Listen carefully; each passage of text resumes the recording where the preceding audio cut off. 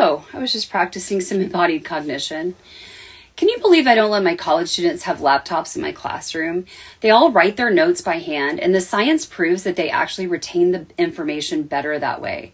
So when it comes to writing versus typing, yep, writing wins. When you type notes on a laptop, your brain basically goes into autopilot and you essentially start transcribing. You don't think, you just type. And here's the part that's so wild and really parallels what we saw with reading on a screen. Even though you may have typed more words, you've retained less information.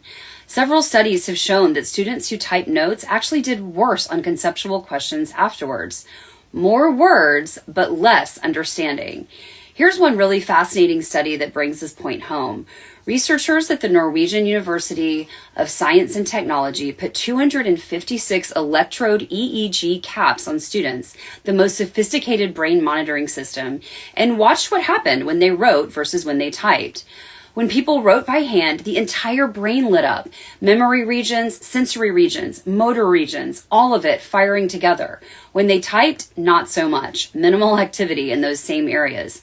The lead researcher literally said, "The most surprising result was that the entire brain was active when participants wrote by hand."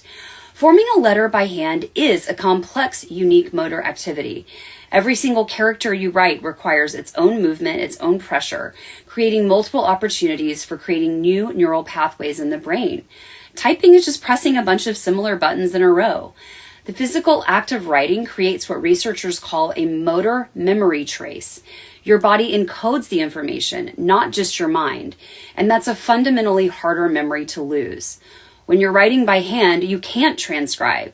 You are literally forced by the physics of the pen to listen, evaluate, compress ideas, and write in your own words. That cognitive act of synthesis is exactly what creates durable, long-term memory. Difficulty is not the enemy of learning. It's the actual learning itself. Friction is the learning.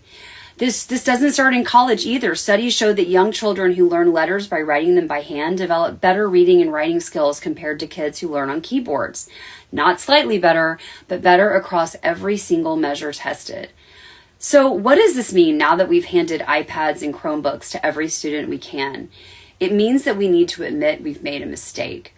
Most schools are proud of their 1-to-1 device ratio, but when I hear talk about that as if it's a good thing, I immediately know that they simply don't get it. Sure, Chromebooks are convenient, but we've confused efficiency with learning. We've optimized note-taking for speed while quietly degrading the one thing that actually matters, retention of knowledge. The pen isn't just nostalgic. According to neuroscience, it might actually be irreplaceable.